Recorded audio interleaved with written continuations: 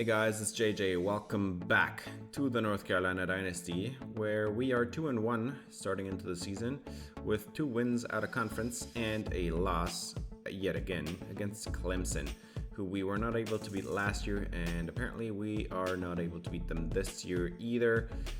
So we're going to get into the heart of the ACC schedule today. 3 more games. First one is going to be against Wake Forest. And this one has been giving us some trouble over the last few years as well. Let's hope we can beat them this year. They were the reason we lost the ability to play in the ACC championship game back in season 2. We only lost 1 game that season, or that regular season rather. And that one cost us the ACC championship game. Now, Wake Forest has a new starting quarterback. It's Cesar Esponda. Esponda is at 94 throw power, so he has a really good arm. His short, medium, and deep accuracies all look really good, but the other 2 ratings are not that great. He does have some ability, and he also has the bronze field general, so he is going to see some of the defensive stuff we're going to do. Running back, Ricardo Dixon, 5'10", something, 200 pounds, I don't know exactly. Good elusiveness, his hands are solid, he is a decent route runner, he's more of a receiving back, to be honest. Not much power. The quickness, 88 speed's not too fast, so I'm not that worried about him. Micah Mays, this one is the one to be scared about. 4-star receiver, deep threat, 6'2", 184, with incredibly good route running and release. He has solid hands, so if he gets open, he's gonna catch it. And 99 speed, 98 acceleration. So Micah Mays wears number 86. Watch out for him. Next one on the list is going to be Tyrone Gillikin, 6 foot 176 out of D-Land, Florida. Former 3-star deep threat with very good deep and medium route running. Short and release are, on the other hand, not that great. He has decent hands, nothing great, but also he as well 98 speed, 95 acceleration. So I think they're going to give us trouble again this year. The deep ball is something that we have to worry about with this defense, definitely. And we'll see how this one's going to go. Angel Colon is the number 3 receiver on this team. Colon wears number 18. He's a very solid route runner with not great hands and actually pretty awful athleticism. That 84 acceleration looks horrible, but 89 speed should be decent. And then this Wake Forest team has a pretty solid O-line. I mean, it's an ACC team. It's not like they're Georgia or anything, but most of their O-line starters are in the low and mid 80s for overall. The only one that falls out of that category is the right tackle here at 76 overall. So we do have a solid matchup there, but we also have 2 freshman edge rushers, so I don't know how well we're going to do against that, but we definitely have the better edge rushers compared to their tackles. Their top edge rusher is Josh Harrison, who is a great pass rusher, a solid run stopper, and a pretty good athlete.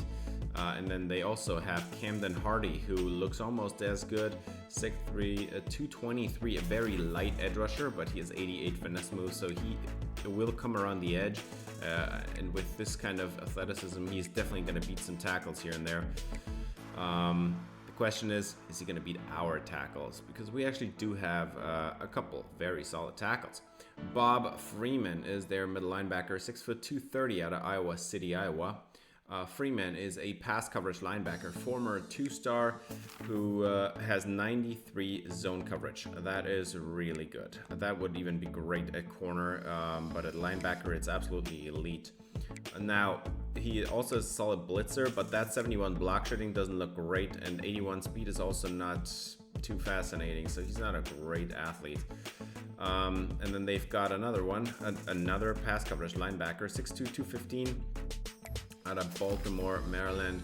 Darius Jones doesn't have quite the same coverage capabilities, but still a very solid pass coverage linebacker.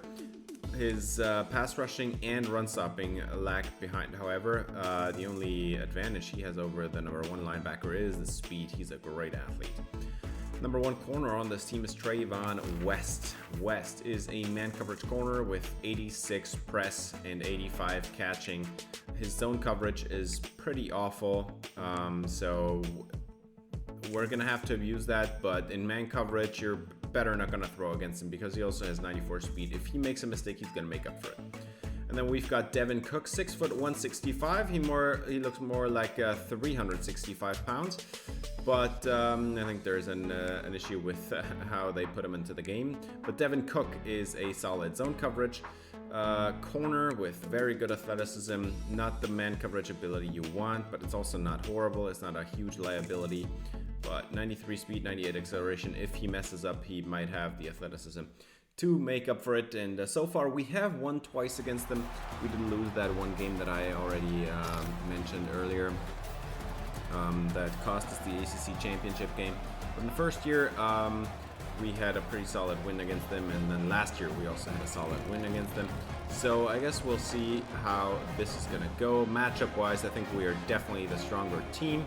We have a better quarterback, we have multiple better running backs and faster running backs especially. We do not quite have the same speed at receiver, but we do have, I'd say, equally, if not more capable receivers. We have a comparable offensive line, probably a little bit better. The edge rushers definitely go to Wake Forest, but linebackers should be equalized, and the secondary is better on our side, definitely, especially at safeties. Now we are going to start off this one with a sack from Zach Moma. 2nd and 16 coming up. Moma, the defensive tackle, he's a first-year starter now.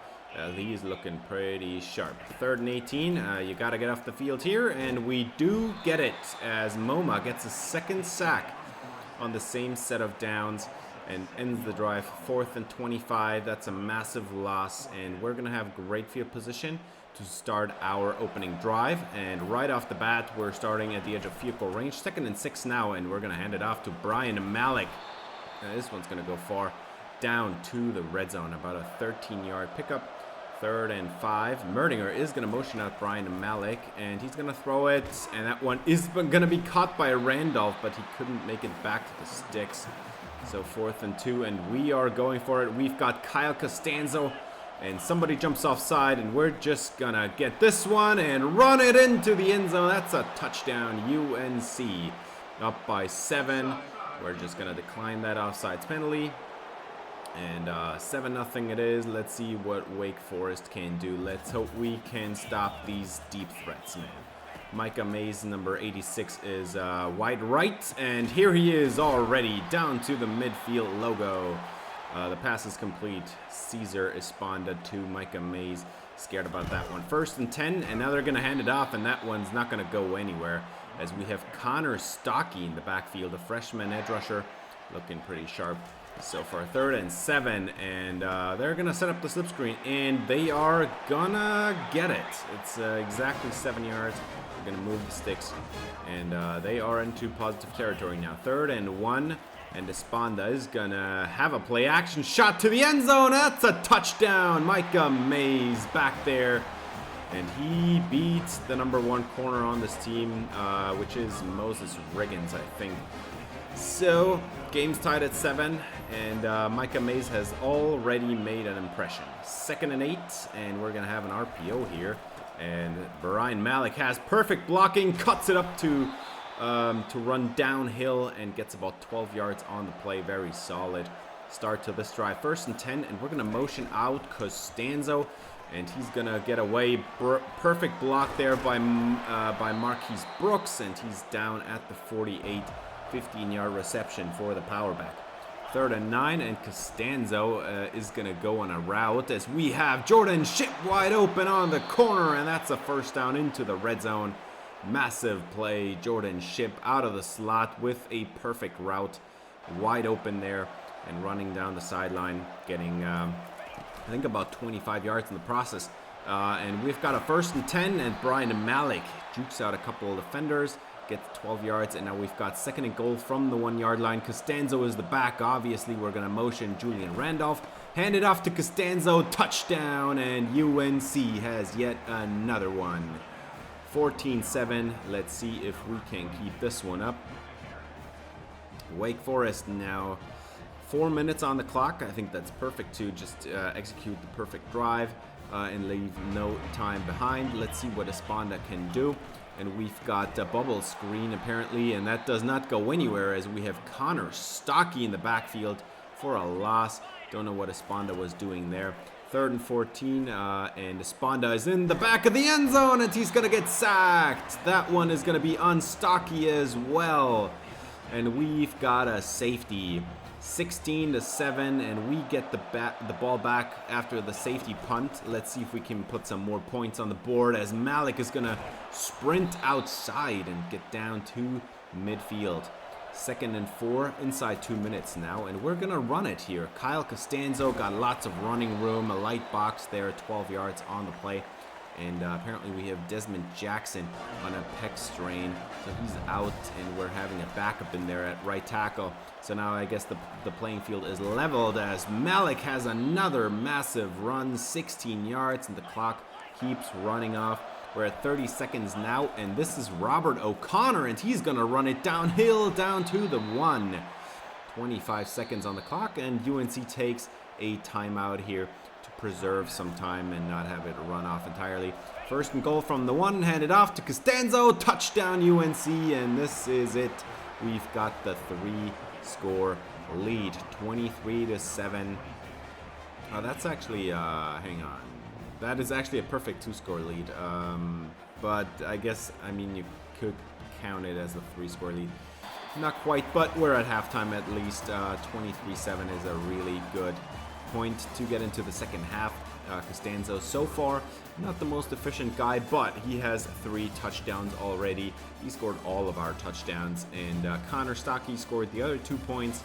So we're gonna get the ball first in the 3rd quarter, and we're gonna cut it up. And that one's Brian Malik with a very nice run. He has been very efficient today. Very sad that he hasn't gotten a touchdown so far. And now we're gonna go with a delayed give, and Malik is just gonna run around people and get about 12 yards on this play as well, which probably gets him very close to 100 now. 3rd and 6 for Merdinger. We're gonna get this one out to Ship, who drops it. 4th and 6 at the edge of vehicle range. I think this is not quite vehicle range for us, so we're just going to go for it. Merdinger has got it, and Ship is not going to get the first down. Darius Jones on the stop, the 2nd best middle linebacker. So it's still a 16-point game, and Wake Forest could still come back if they get the 2-point try.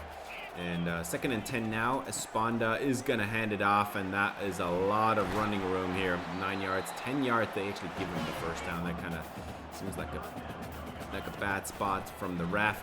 And now we've got another man going here. That's Angel Colon, the number 3 receiver, making the grab, falling ahead, getting some first down yardage. 2nd and 9, and Esponda is going to have a play action shot, and this one's not going to go anywhere. Another sack for Connor Stocky, looking unstoppable, and that's the matchup that I highlighted earlier with the right tackle. We do have a freshman edge rusher there, but Stocky looks great so far. And 3rd and 13, and this one's going to be picked off. We're going to take it back. This is Steven Slate, the dime corner. He's going to take it away, and now we've got the ball at the 12-yard line. Let's see if we can run some clock. We're 2 minutes out from the end of the 3rd quarter. Now 1.5. Merdinger, 2nd and 6, and the pressure is coming in. 6-man pressure, and wide open is Jordan Ship. Man coverage across the board. We're always going to use that. Ship is a great route runner. 1st and 10. Now we're going to have an RPO. Let's see what we can do here. Brian Malik, and the pressure is coming in. And he is not going anywhere. Should have thrown it on that one. 2nd and 7, Esponda. We did not get any first down after that, so we're going to have to punt it back here to Wake Forest. They're going to make a great catch on the numbers there, making them new first down. 3rd and 9 across midfield already, and Esponda has a wide open man. Stepping out of bounds is Tyrone Gillikin, the number 2 receiver with 98 speed. He could have had the touchdown right then and there, and instead it's going to go to the tight end. Wake Forest has got a touchdown, and now they can go for 2 and maybe have this be a 1-score game. 23-13. Esponda is going to throw for it, and that's wide open. No denying that one. It's an 8-point game, and suddenly we're going to have to produce some yardage now. Kyle Costanzo up the middle at 8.5 minutes left on the game, and he gets 8 yards on that play. Trips to the right, and Costanzo has nowhere to go. Perfect play by Carrington Lee. So now it's 3rd and 5, and the pressure is coming in, and he massively overthrows his target. I think it was Marquise Brooks, wide open with first down yardage, and Merdinger completely whiffs on the throw. So we're going to have to punt it back, and Wake Forest is already almost at midfield. That's a great start to the possession for the Demon Deacons. 1st and 10 from the 48 as Esponda is going to throw the screen on the bubble, and that one's Cologne again, and he's got another first down, about 15 yards on the play. 1st and 10 from the edge of field goal range, and they're going to have a play action shot as Esponda has man coverage across the board, and he's just going to take the best opportunity on the comebacker on the outside there. That's a good route against man coverage. 3rd and 3, and down goes Esponda. So 4th and 9 coming up. Don't know what they're going to do about that one, but Esponda seems to be not happy about this one. They're just going to take the points. It's a 5-point game, so still a tough football game. We're going to have to do some digging here to find some last reserves. Kyle Costanza with a very nice run to the outside, gaining first down yardage in the process, and now he's got another first down run, and he runs over the safety. What a truck stick there. 1st and 10 now. Brian Malik checking in, and we're just going to run it behind our O-line, and Malik, he's got 7 yards on the play, crossing 100 rushing yards on the ground for him. 1st and 10, Costanzo, he's got the block out front, and he's going to get about 7 yards on this one as well, closing in on 100 as well. 2nd and 3, 2 tight ends to the left. Costanzo's still the running back, but we're going to throw it. 1-on-1 in the end zone, and Chip, he's got the touchdown against the 6', 165 corner. He's going to get this one, and Chip looking like a stud receiver in this game. Let's have a quick look at this one, as they are going to have a review on that one. And Chip, he just outruns his DB, and he is going to come down out of bounds, so they are going to reverse this one. 3rd and 3. It was a great catch, but out of bounds, and now we've got the 1-on-1 in the end zone, and Buck Stoner, I need you to be a little bit more proactive on that one. 4th and 3. We're going to just snap the ball. Man coverage across the board. The catch is made, and Buck Stoner at least has this one. So we're going to move the chains, and we're inside 2 minutes now. We have run this clock down all the way, and now Malik, he's breaking tackles down to the 15-yard line, and Malik is going to go down with an injury now. 3rd and 1, Costanzo checks in, and he's going to get this handoff right up the gut, and that's going to hopefully do it. Actually, we still have a couple more timeouts to take off from the clock, and Costanzo, still 2 timeouts left, 1 minute and 48 seconds on the clock. Randolph on the motion, and that's a touchdown. Costanzo, his 4th on the day. Apparently, we can't score unless Costanzo runs it in, so no passing touchdowns today, but at least we are going to finish this one out. We did get one more touchdown in garbage time. That was after an onside kick or something. But it doesn't matter at this point. We win the rivalry game, and North Carolina up to 3-1, 1-1 in conference. 111 rushing yards and 4 touchdowns for Kyle Costanzo. That should get him also player of the week. Esponda, he showed a very good game, but he did throw an unnecessary interception and double coverage, actually. Merdinger showed a pretty awful game, honestly. He had a couple overthrows there. That was not great to see, but Malik and Costanzo, both of them over 100 yards. I wish both had 2 touchdowns, but apparently only Costanzo has the nose for the end zone. And yeah, we were not able to really shut down the passing offense of Wake Forest, because look at this, man. 143 yards for Mays, a 91 for Gillikin. Even Cologne got 7 catches and 50 yards. That's not great to see, but at least we were able to shut the run down. Now in this game, we did have not much passing production, which is not surprising. We ran for 226 yards with our 2 lead running backs, but we did destroy their offensive line. 2.5 sacks for Stocky, 2 sacks for Zach Moma, 1 sack for Dylan Jerry, and a half sack for Anthony Dingle. And combined, that equates to, I think that's 6 sacks, right? Yeah, 6 sacks.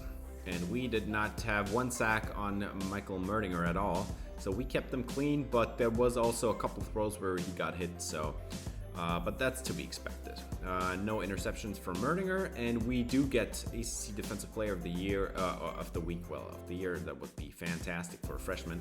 No, of the week for Connor Stocky, and the 2.5 sacks is also enough to get him National Defensive Player of the Week.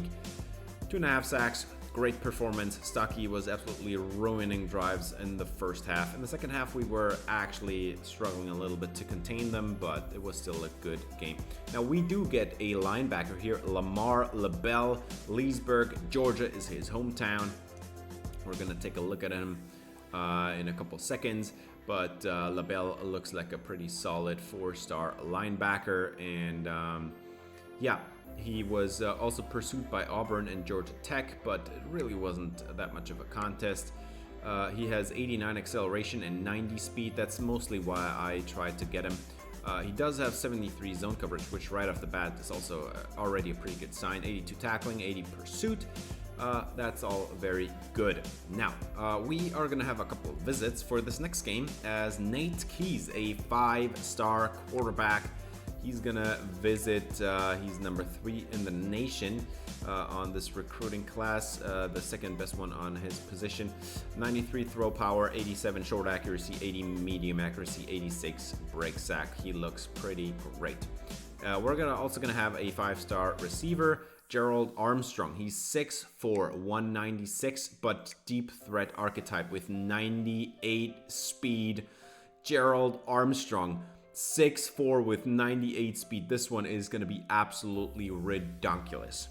Already so excited. We need to get this one, man. Devontae Hare, a tight end. So we're going to get all those... what are they called? The combo bonuses for having a receiver and the quarterback and the tight end. Hare is a great possession tight end. We don't know anything about his speed, but if the acceleration at 86 is any indication, he should be fine. And then we're also gonna have an offensive lineman here, James Leonhardt, who I think is an athlete center. 92 strength right off the bat. That's really good. And the finesse ratings look very solid. 80 run block, 86 lead block looks good. 78 pass block even looks good. So the only thing to worry about him here is the power ratings. But next game is going to be against Liberty, which is one of the weaker teams in the conference, but still you have to try. And we have seen that the loss of a few of the players from last year, we have had some issues with that. We graduated a couple of our best corners. We graduated actually 2 edge rushers and a defensive tackle. Yeah, that's always something to be worried about. Jaden Bradford is the quarterback for Liberty. 96 throw power. He looks great there. But the accuracies are a little bit... actually, that does look pretty solid. That 80 medium accuracy doesn't look great. But overall, pretty solid. Quarterback with 79 speed. That's not horrible. Andres Sweet, 5'10", 185 out of Tomball, Texas. He's a 3-star elusive back. Andres Sweet. He has very solid hands. He's pretty good elusive back. He doesn't have much power, but he has 90 speed. So a very average elusive back in college football, I'd say. Jeremy Browning is the top receiver on this team. Watch out for him. He wears number 87, 6'1", 200 pounds out of South Carolina. Don't know how he ended up there, but he's a pretty solid route runner. He has decent hands, some average athleticism, and I think that's about it. So Jeremy Browning, number 87. Tyrell Agnew wears number 80. He's the number 2 receiver on this team. 6'2", 196 out of Fort Lauderdale, Florida. Yet again, I'm wondering why he chose to go to Liberty, but does have pretty solid hands. The route runnings need a little work. Decent athlete, yet again. Nothing special, however.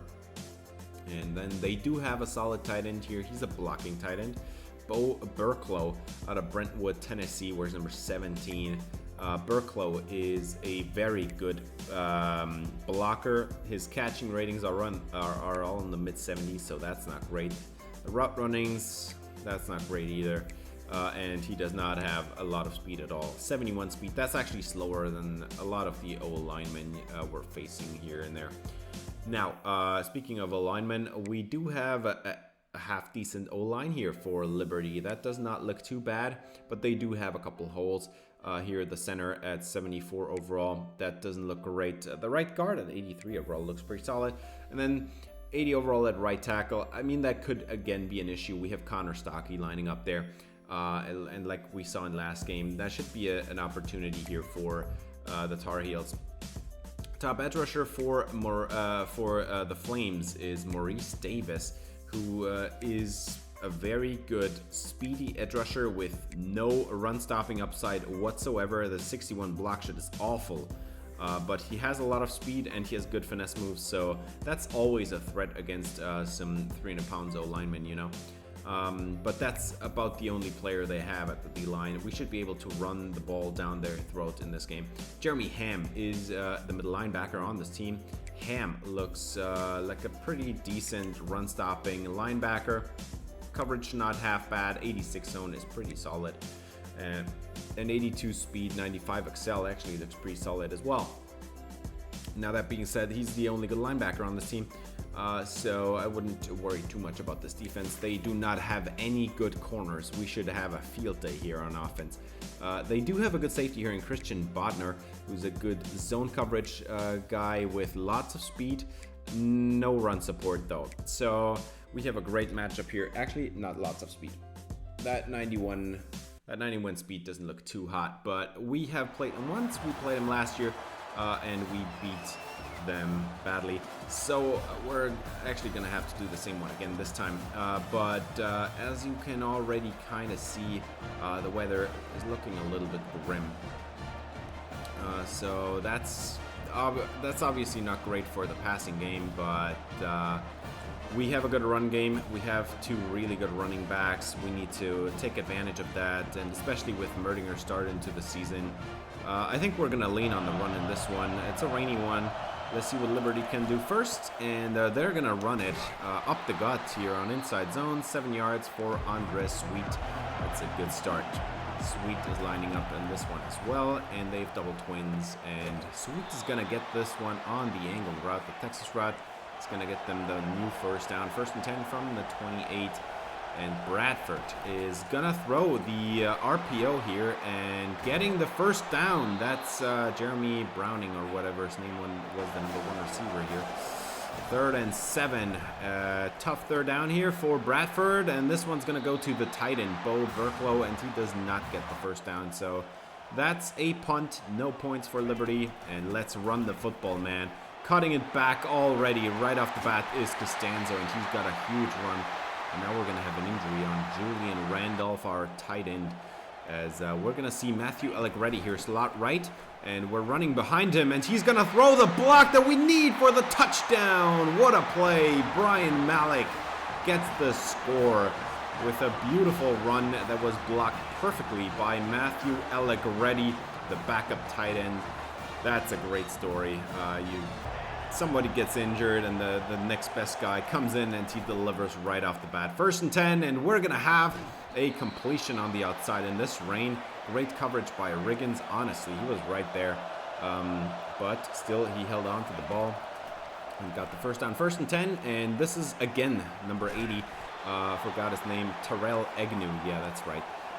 Tyrell Agnew. Looking pretty sharp so far. 2nd and 7, and they're gonna get it out there again to number 89. This time, don't know his name. 1st and 10 now across midfield. 2nd and 9 actually, and Bradford is gonna hand it off to Sweet, who's got 10 yards and a first down. Let's see what the UNC defense can do here. It's a 7-0 game, so Liberty better go get a touchdown here, as we have got a dropped interception, honestly. We could have just picked that off, man. Moses Riggins, still good coverage. 4th down, and Liberty is on the board here in Chapel Hill, North Carolina. It's a 7-3 ball game, and let's see what UNC can do. As we're gonna hand it off to Brian Malik, and he's got some room still on his feet. Broke 2 tackles on the way, got the 1st down anyway. That is some crazy good running. And North Carolina now 2nd and 10 to end the 1st quarter. We've got Matthew Ellick ready with a 7-yard gain, and that one's gonna do it for the 1st quarter. 3rd and 5 now as we enter the 2nd quarter, and Merdinger, he's got a pass breakup, man. Jordan Shipp, dude, you gotta attack the ball there. 4th and 5 across midfield. We get somebody to jump off sides. We're just gonna snap the ball, take the free play, and Buck Stoner is running away from his corner down to the 23-yard line. And we're just gonna decline the penalty and get the 1st down here at the edge of the red zone. 1st and 10, and we've got Bunch to the right, Malik's the back, and we're gonna hand it off, and there's some nice blocking going on. He's gonna cut it up, and the safety did sniff his juke, so he's not gonna get the touchdown there. 3rd and 4, we're gonna run it, and Costanzo is the only one that can find the end zone apparently, as UNC has now scored 5 touchdowns in a row, all by Costanzo. That is pretty crazy, man. That's actually not right. We just scored a touchdown in this game. What am I talking about? 14-3, no matter. Liberty has now the ball, and going absolutely nowhere is Andre Sweet. As we had, I think it was probably Eric Daniels closing in on the ball there. 3rd and 6, let's see, as Bradford is gonna get the 1st down, 10 yards on the dot. 2nd and 11, Bradford is going to have an empty backfield, and they're going to set up a screen here. 3 blockers out front. Sweet going to get a nice chunk of 10 yards. 3rd and 1 coming up now. They do get it. 1st and 10, and that's a play action shot for Bradford, and wide open. That's number 80. That was Tyrell Agnew, if I remember this one. 1st and 10 from the edge of field goal range now for Jaden Bradford. He's got another one wide open. 1st down, 9. That's actually not a 1st down. That's 9 yards. But they are going to move the sticks pretty soon, I'm guessing, as they're going to set up the screen, and there's lots of room for Agnew. He's going to go down to the 15-yard line, 11-yard gain for the number 2 receiver. 3rd and 5, Jaden Bradford setting up the slip screen, and Sweet is going to have this one, and down to the goal line. They're going to mark him a couple inches short. Bradford, so far, by the way, 15 of 17, man. This secondary needs to get it together here, and that one's going to be a touchdown. Liberty closing in on the lead. It's 14-10, and yeah, that's Dimash, the number 2 receiver, apparently of Louisiana, or I guess from Quebec, maybe? I don't know. With that name at least. 1st and 10, and we're going to have a 7-yard gain to Buck Stoner on the RPO. 1st and 10 with Alec Reddy now as the wing tight end. We're going to hand it off, and bulldozing people is Kyle Costanzo. 7 yards on the play as we're closing in on the 2-minute warning now. 2 minutes and 34 seconds on the clock. Merdinger is going to hand it off to Brian Malik. He's got lots of room, and he's going to get a 1st down at midfield. And Merdinger now a double twin set. Malik is still in the backfield, and he's going to cut it back and get the 1st down on this one as well. He's just so fast. It's so much fun. Kyle Costanzo with a nice piece of rushing here. 3rd and 7. They went with the run, and it worked out. 14 seconds on the clock. 13 yards out. Let's see if Merdinger can do it. This one's going to go down to the goal line as Costanzo is tackled with a 1st down. And we're going to take another timeout. None left for us. 9 seconds on the clock. Got to get some points here, man. Merdinger is going to motion out of the pocket. That's a touchdown. What a throw to Jordan Shipp. And he's got the score in the back of the end zone, wide open by himself. Liberty defense can't can't keep up with these receivers. This is like the corner room that I was mentioning earlier. They just don't have any impressive corners, and almost all of them are pretty slow. But so far, we have 87 rushing yards for Costanza. Of course, if you enjoyed this video, I would appreciate if you gave it a thumbs up, subscribe, ring the bell for notifications, as we're going to get into the second half now. Trips to the left, and Malik is going to get the handoff. Lots of room to run. That's 11 yards and a first down. We have an 11-point game here. Let's make this a 3-score one, as Kyle Costanzo breaks another tackle, and safety comes in at the last second to stop him. First and 10 from the 48. Costanzo is still the back, and that one did not go as planned at all. 4-yard loss, as we had a defensive tackle in the backfield there. Second and 14. Merdinger is going to set up the slip screen, and Malik is going to get a lot of the yardage back. Jukes out 2 people at once. Oh man, this is the stuff we live for. 3rd and 6 now for Michael Merdinger, and he is going to have the first down. Jordan Ship. That's 16 yards on the play, getting them down to the edge of field goal range. First and 10 from the 31. We've got a double twin set, and Malik is just going to run away from the defender that was coming into the backfield there. I think it was like a slot corner. 3rd and 5 now, and Merdinger has Costanzo in the backfield, but they are going to throw it, and this one's caught by Brooks. Touchdown UNC. And finally, somebody else scoring again, as apparently Costanzo is the only one that can score in this team. Brooks with a very nice slant route there, wide open, takes it into the end zone, and now it's a 28-10 game. Let's see if Liberty can put up some resistance. There's still some time. This is not a lost cause here. It's a 3-score game, and we have seen worse here. At the 3-minute mark here of the 3rd quarter, Jaden Bradford with a double twin set. They set up the slip screen, and Sweet is not going to get the first down. 4th and 1, and we get the ball back. Let's see if we can get some yardage, run down some clock. Costanzo on the swing screen, and he's got the first down. That's a beautiful run after the catch. 3rd and 8, and Merdinger is just going to launch one down the field, one-on-one. He got hit during the throwing motion, and Marquise Brooks in double coverage can't keep it or can't haul it in, I guess, as we have a massive overthrow, and Caleb Lavalley gets us the ball in almost the red zone. Jaden Bradford completely overthrowing his check down there over the middle, whiffs on the throw, and Lavalley just stands there. And we're just gonna run down the clock now, hopefully. Brian Malik on the outside zone give. He runs it down to the 8-yard line. Lots of space there. That is going to be a 100-yard day again for him. And we're going to now wildcat formation. And that's a flip forward from Kyle Costanzo to Brian Malik. That's a touchdown. Malik with a receiving score, and Costanzo with a passing touchdown, because apparently he has to be involved in all of our touchdowns.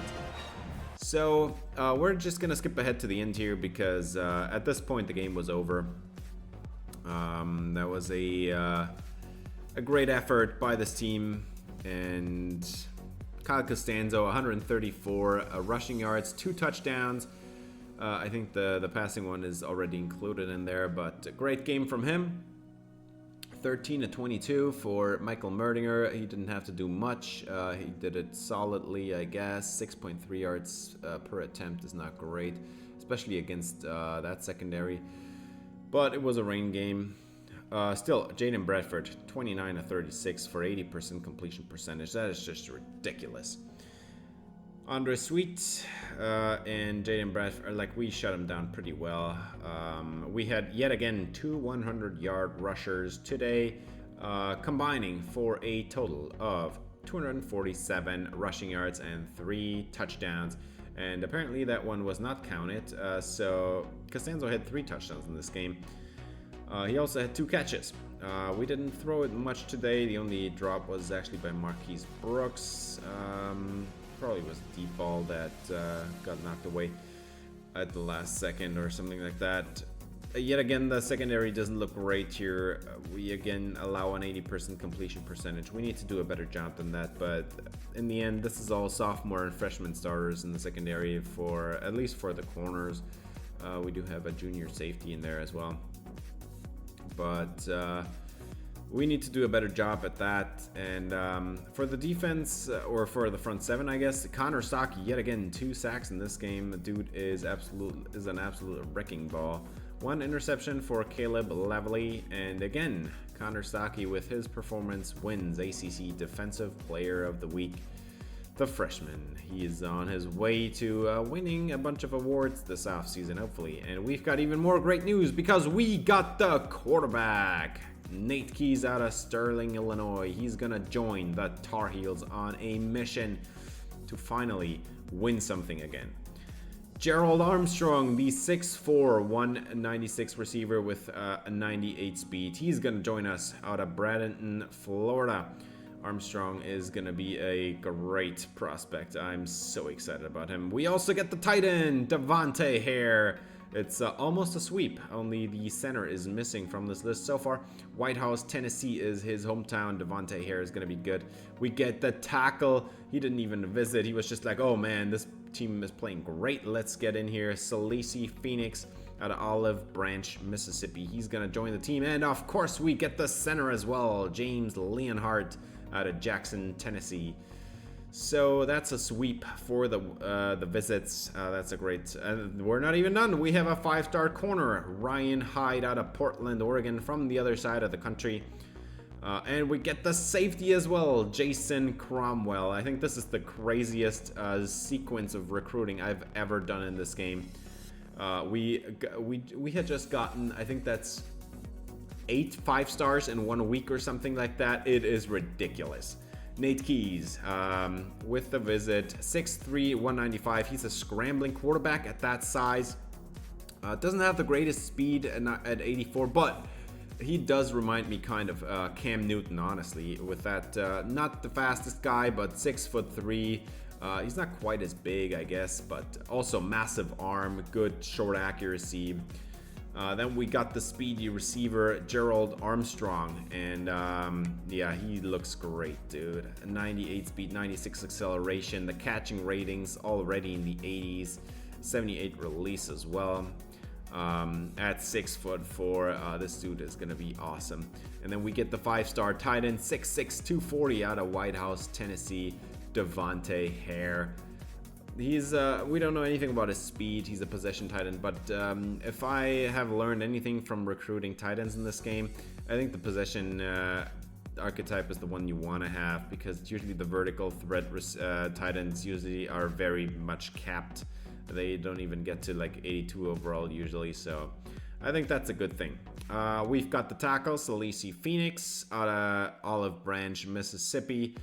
He was actually scheduled to visit the next game, which he now still is gonna do probably, but he's already committed. 92 strength, great pass block and run block finesse, 78 run block, whereas 81 pass block. That's always important for me because it's a rating that just doesn't grow much usually. And then we get the center. He was visiting this week, 6'4", 297. I did not think that we were gonna get Phoenix that week as well. Leonhardt, 92 strength, 80 run block, 78 pass block. Looks solid. He's a 5-star. Not worried about this dude. Probably gonna put him at guard though. With that strength, I think that's gonna be a good addition. Now, we actually did lose on somebody this week. David Amano, 6'1", 300 pounds out of Orlando, Florida. 91 strength, 85 power moves, 86 tackle. I mean, that's basically all you need to know. And then he comes in with 88 hit power on top of that. But he's going to go to the U. So we're not going to have this dude. We're going to pursue a different defensive tackle now.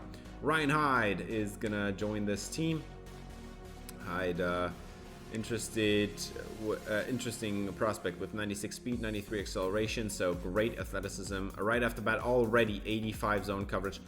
I think if we didn't have so many great corners on this team already, or like promising corners, I guess, not yet great corners on this team, I think this dude would be a candidate to play as a true freshman.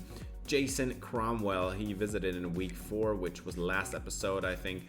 Cromwell out of Montgomery, Alabama.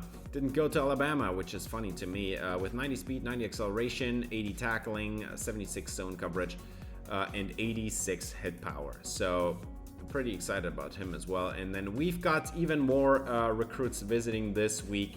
Harvey Savoy is going to come to town. He's a receiving back. I've recruited a bunch of power backs now, so I want to mix it up a little bit this year. Savoy with 92 speed, 93 acceleration already looks really solid.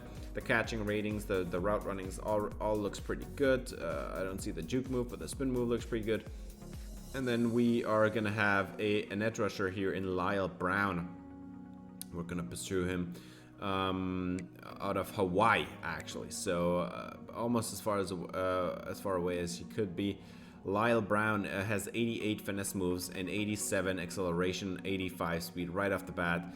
And then on top, 84 strength. Usually these types of edge rusher have like 75 strength or something, but he looks really good right now. And then we've got a corner as well in Mike Clemens. Man cover corner, 6'1", 178, so a little bit on the skinnier side with 94 speed, 89 acceleration, 80 man coverage. We don't know anything about the zone coverage, but he looks pretty solid to me.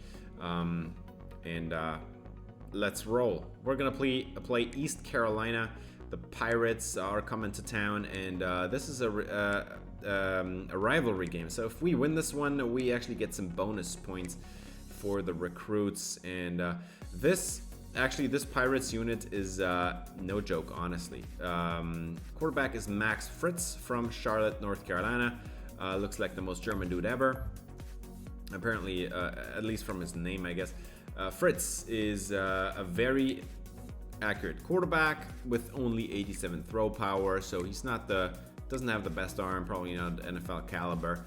78 speed. I mean, doesn't look great, but it's a decent quarterback, I think. Xavier Terrell is the lead back on this team. He's a receiving back with some pretty awful hands, if I say so myself. That's just not great, but he's good. He's a good elusive back with 89 speed, 95 acceleration. So I'd say, even though his archetype is receiving back, he's a pretty good elusive back.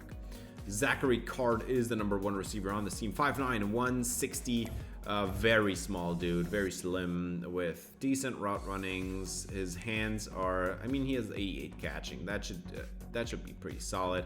And he's got the speed.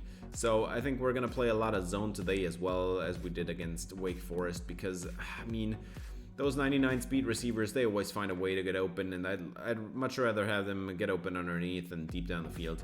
#2 receiver on this team is Ben McLeod. Where's number 18? McLeod is a pretty solid route runner. I mean, actually, that 71 medium route running doesn't look great, but pretty solid player with okay hands and some pretty good athleticism. So I don't know what it is with these Carolina teams. They apparently always seem to have some pretty great athletes. And then they've got a tight end here in Javante Connor.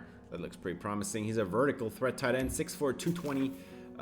So he's not great at blocking, but his hands are very solid. The route runnings, I mean,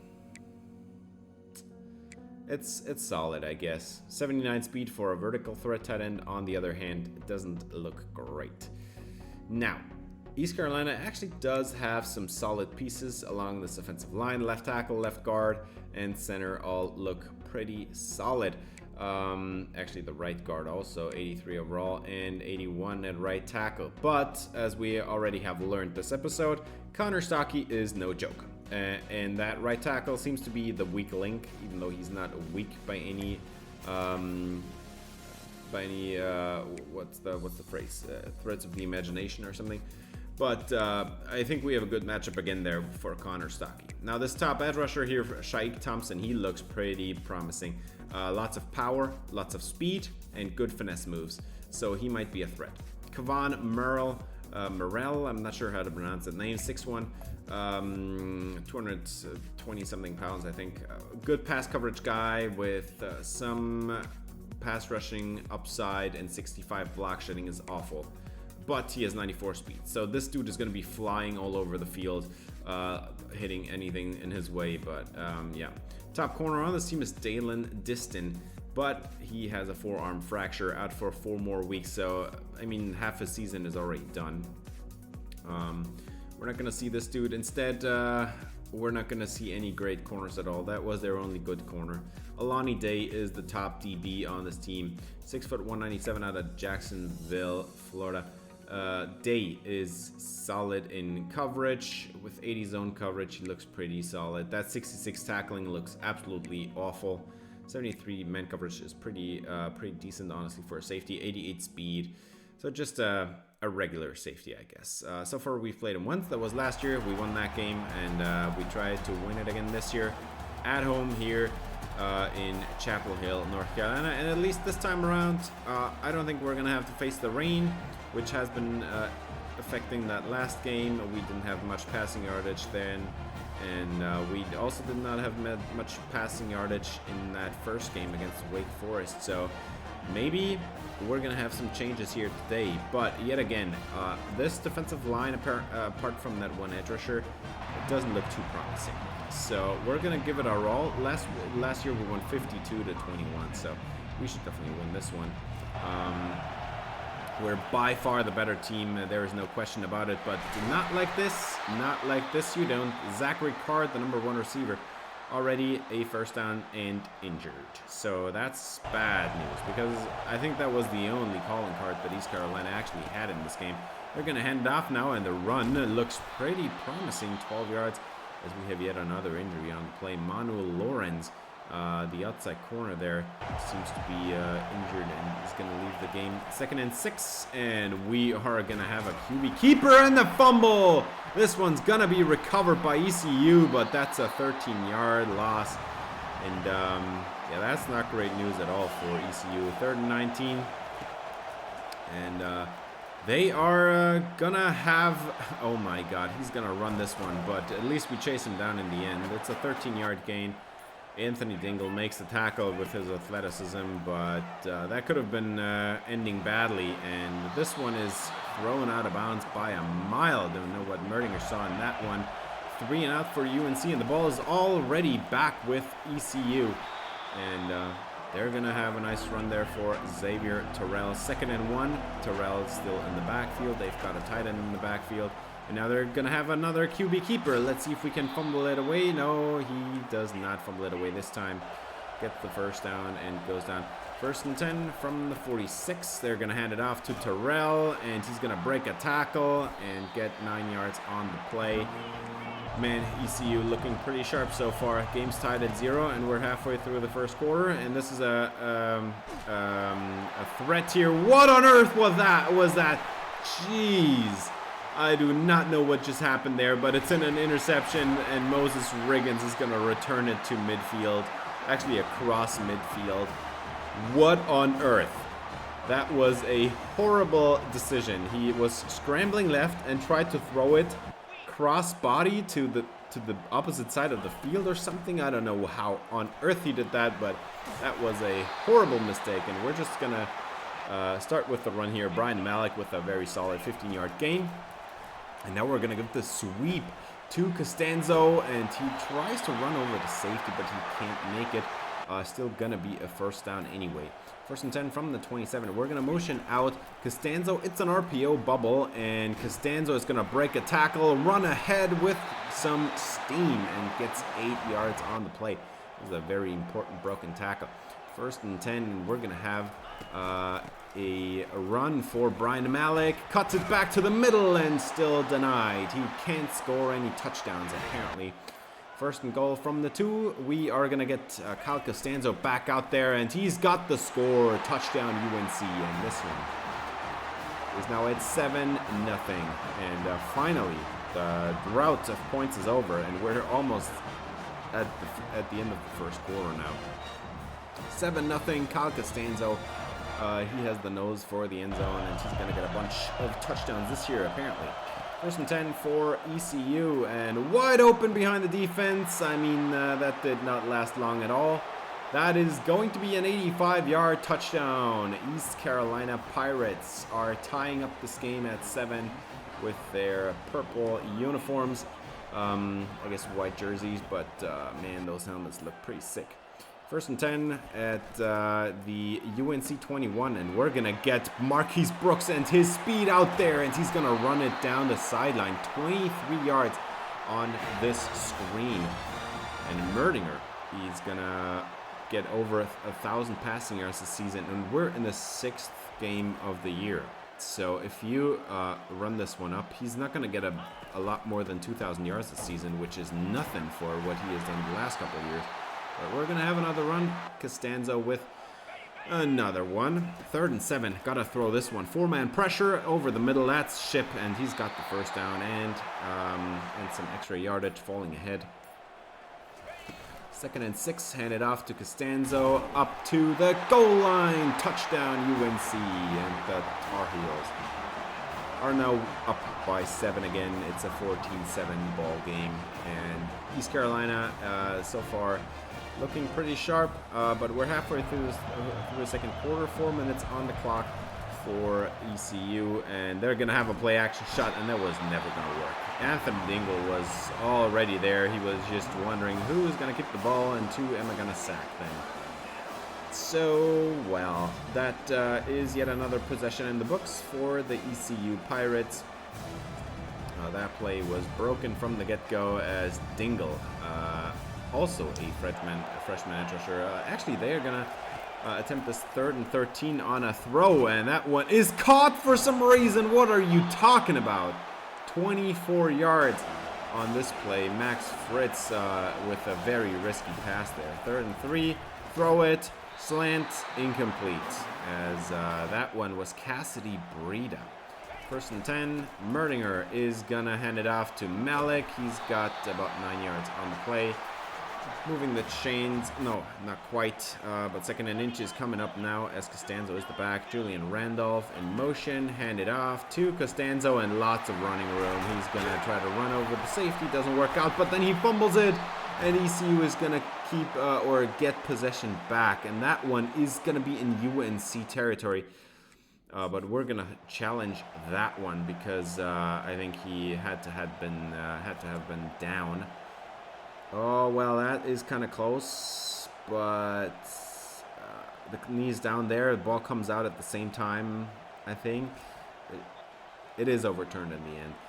Well, that one was very close. 2nd and 12, Merdinger on the in route. That is Buck Stoner, and he's going to get the first down. Breaks a tackle in the process. And so far, Merdinger 5 of 6, but we're a minute away from halftime.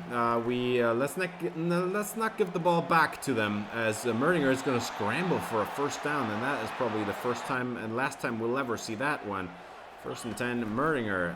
That's a 4-man pressure. Lots of time. Get it away to Ship, and 9 yards on the reception. 3rd and 10 now, a few downs later, and the 6-man pressure, man coverage. Everybody had gotten press, and there was tight coverage and nowhere to go there with the ball.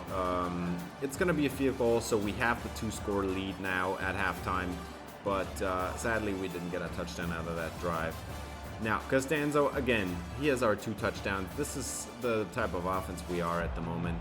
1st and 10, Merdinger with Costanzo in the backfield, and we're going to hand this one off to Costanzo. That's an easy 13-yard play or something. He's gonna move the chains. Costanzo's still the back. He gets another one. Some very nice blocking. Another first down. 12 yards on this one. If he continues like this, he's gonna have 200 yards at the end of the day. 2nd and 5, and Malik is actually gonna get this one, and he has about 14 yards and seems to be injured on the play now. He has been getting a lot of workloads in the last few games as well. Now empty backfield for Merdinger. 1st and goal from the 6. And this is a 6-man pressure, and absolutely nowhere to go with the ball. That was a great play call by ECU, so that's a loss.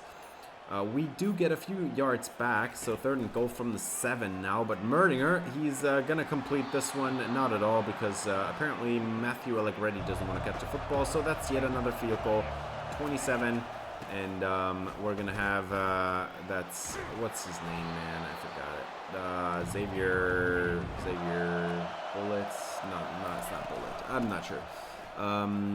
He's going to run the ball again, and that's yet another first down. Moving the sticks, 12 yards for him again, and they're going to go hurry up here. Trips to the right, hand it off. No, that's actually a play-action shot, and somebody that did not fall for it was Anthony Dingle with his 2nd sack of the day. And Max Fritz Not happy about it. But it was on first down at least, so they actually do have some time to get back from that one. But Dingle with a very solid pass rush snap there. 2nd and 17, 4-man front, and we're actually gonna get the quarterback again. This time it's Zach Moma, and he just beat the guard right off the bat. And well, now it's a 3rd and 24, and usually you don't recover from these things, but we have seen all kinds of stuff, you know, Rams getting a 3rd and 33 with a 56-yard connection and stuff, but that was an insta-shed here for Zach Moma. We do get the ball back in the end. 3rd and 7 for Merdinger. Somebody jumped off side, slip screen for Costanzo, and he's just gonna go get the first down, full ahead. Flag is going to be on ECU. We can just decline that. We're 8 minutes away from the end of the game. If we do this correctly, we might be able to run down at least to the 2-minute warning. And Merdinger is just going to throw it behind the defense. Instead, it's going to be a touchdown. Buck Stoner in the end zone. He beats his corner off the line, and he's got some wheels. Buck Stoner with a score. UNC is now up by 3 scores, and this is your last chance, ECU. You need to go get a touchdown here, or else the game's going to be over, and that is gonna do it, as Connor Stocky forces a fumble on Max Fritz. And the ball is taken away by UNC in the red zone as well. So Stocky with a great snap there as well. It was actually not the greatest pass rush snap, but just the awareness to see that the quarterback is stepping up and disengaging backwards, getting the fumble, and we're just gonna run this one. 2nd and 3, Costanzo into the end zone, touchdown UNC, and that one was a little bit too easy, as Costanzo is already a little bit injured. But it's now 33-7, and we did miss the extra point on this one. But ball is going to go back to ECU. Let's see what Max Fritz can do with 5 minutes on the clock. And he is going to throw an interception, and it is Connor Stocky, the edge rusher. What can't he do? He had already 4.5 sacks in the last 2 games, and now he has 2 turnovers in this one. A forced fumble and an interception as a pass rusher. That is crazy. But the zone blitz works out to perfection. Connor Stocky just standing right there over the middle in coverage. I can't believe it, man. 3rd and goal. We're just gonna throw this one with Merdinger. He's gonna reset a couple times, and in the end zone, that's a Buck Stoner touchdown. We get another one. And I know at this point we should just skip ahead to the end of the game. It's a 39-7 lead. I think we did hit the extra point on this one at least, I'm guessing. I'm not sure. But no, we did. We missed this one again. But we have 2nd and 10, and Fritz is gonna get sacked here by Connor Stocky. What is happening here? This ECU offensive line is having a meltdown, and this is a throw that happened after that last sack. We got the ball back on a punt, and we get a perfectly good touchdown here by Marquise Brooks. Look, both his toes are in the end zone here, but it did not get ruled as a touchdown. It was not a touchdown, in fact, which was absolutely ridiculous to me. So what are we going to do? We're just going to throw it up to Buck Stoner because he's going to have it definitely. And so that's that. Yet another touchdown for Buck Stoner, who has been unstoppable in this game. This cornerback unit for East Carolina looks horrible. And I've got even one more play for you. And Max Fritz, look, that's Connor Stocky again. What are you doing? 3 turnovers for Connor Stocky. Unbelievable stuff, man. I can't believe that was happening. When this one happened, I couldn't believe I couldn't believe what I saw. I couldn't. What on earth? How do you throw the same interception twice on the same defensive coverage? We throw the same zone blitz at them twice, and Connor Stocky gets 2 interceptions out of it. That is absolutely ridiculous. After he had already gotten a forced fumble in this play that was recovered by us. Unreal game. It was a crazy ending. Yeah, I know it didn't really matter because we already had won the game at that point, but that was just an absolute meltdown by ECU. And Costanzo yet again with a 3-touchdown performance. Merdinger actually did play pretty solidly in this game.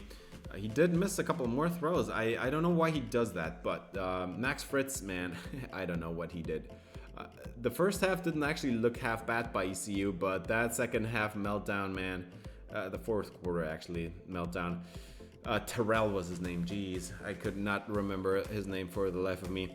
Costanzo, 139 yards and 3 touchdowns. Malik did get injured pretty early, so we didn't play him a lot. But 65 yards still was a pretty solid day. Buckstoner with 3 touchdowns on 6 catches. He caught everything he needed to. We hit Marquise Brooks with yet another drop credited. Pretty solid day on offense, I'd say, but it was really the defense taking over, only allowing 7 points, forcing 3 turnovers. Actually 4 turnovers, because we did have one more interception there. Absolute meltdown by ECU. They did get a sack. It was a safety, a blitzing safety on that 0 blitz there. That was timed perfectly. Didn't expect that to happen, but that's fine. And yeah, the player of the game. Why on earth would you give that to Kyle Costanzo? He did score 3 touchdowns, but we had an edge rusher have 2 interceptions, 2 sacks, and a forced fumble in the same game. And that forced fumble was not a strip sack. It was a regular tackle that was a forced fumble. So on 5 different plays, he had either sacks, interceptions, or a forced fumble. Unbelievable performance by Connor Stockey. Also, Caleb Levely had a forced fumble that was recovered by ECU, though. Now, Connor Stockey, well-deserved wins Defensive Player of the Week for the ACC and nationally. Unreal performance. 2 sacks, 2 interceptions, 1 forced fumble. Great stuff. I don't think I have ever seen a defensive lineman have 2 interceptions in one game in real life or in any video game. Harvey Savoy commits after seeing this performance by our team. He was like, yeah, I gotta get me some of that, especially seeing a running back run for 3 touchdowns in this game. We also get the edge rusher Lyle Brown, who is probably gonna replace Connor Stockey at some point. And then we also get the corner, Mike Clemens, out of Camilla, Georgia. So that's great news. He's a 4-star though, because I couldn't really find any other 5 stars. I think there was another 5-star, but he was a horrible athlete, and I don't really want bad athletes in my secondary. So I was like, let somebody else have that one, because you never know about the skill caps, you know. So I'd much rather have a good baseline on the athleticism. So Savoy, as we already talked about, 5'10", 187, out of Carmel, Indiana. 92 speed, 93 acceleration with some good change of direction and agility, some good spin move, good catching, short route running. Everything looks pretty solid. Lyle Brown, the edge rusher, is, he looks pretty solid as well. 6'2", 244 with 88 finesse moves, 83 tackling, 87 acceleration, 85 speed, and only 75 hit power, but 84 strength for this kind of body. 84 strength is really good. We did lose out again on another 5-star. This time it's a linebacker, Gil Maggot. And you'll soon see why Oregon tried to pursue this one, because this dude has literally, as a linebacker, 6'1", 241. He has 95 speed and 93 acceleration, which is absolutely ridiculous. So we're going to try to get somebody else, but we're done recruiting corners. We're done recruiting safeties. We need one more linebacker. We need a defensive tackle. We're done recruiting defensive ends. We're done on the offense entirely, I think. We got a quarterback, a running back, 2 receivers, a tight end, a tackle, and a guard. So that's it. We're just going to go after a defensive tackle and a linebacker now, and I think that should be doing it. And speaking of doing it, this is also the end of the episode. We are 3-1 in conference. Virginia actually marching with a perfect record, which is the only team in the North. The other one is South Carolina leading the South. Clemson somehow lost the game. I don't know how that happened, but we still have a good chance at playing in the conference championship game as long as we win that game against Virginia. So that's our next priority. But that's going to do it for this episode. Thanks for watching. If you enjoyed, please leave a like and subscribe for more UNC Dynasty. See you in the next episode. Until then, have a great day.